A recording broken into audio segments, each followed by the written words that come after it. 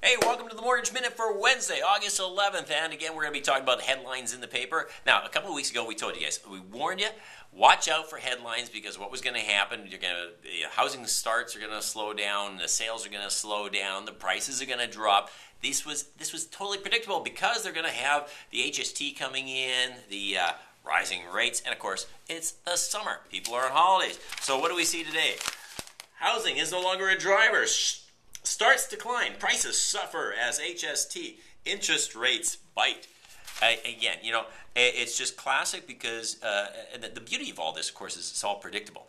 And we knew that July and August would slow down. Therefore, you're going to have a softening of pricing. You're going to have a slowing down of sales. And housing starts will slow down.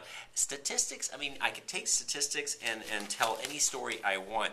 But I like looking at this. One of the points here is this report confirms that housing has been lost as a driver of growth in the Canadian economy. Well, of course, it's going to slow down, but what does this translate to you? One of the things that I find very ironic is that part of what has driven the slowdown is a fear of rising rates, but the very fact that this is slowing down is going to give the Bank of Canada less reason to increase rates. Further to that note, U.S. economic stall could hurt Canada. And again, Canada's exporters and manufacturers will be hurt if the U.S. economy doesn't pick up.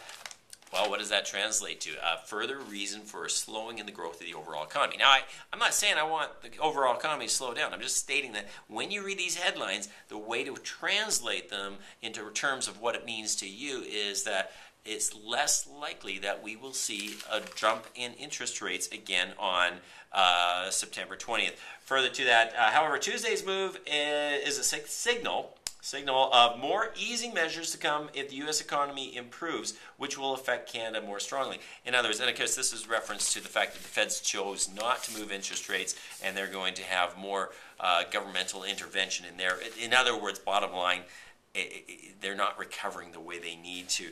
One last note is we always talk, Don Campbell always says there's no such thing as a national real estate market. So again, what happens in one local region may not be affected by what happens in another.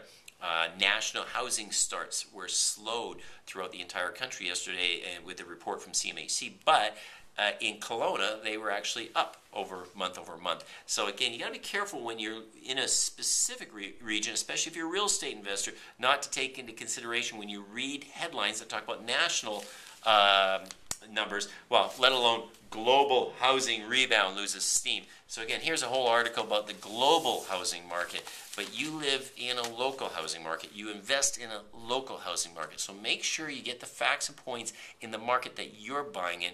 Don't read headlines that talk about a global market and then make decisions about your local market.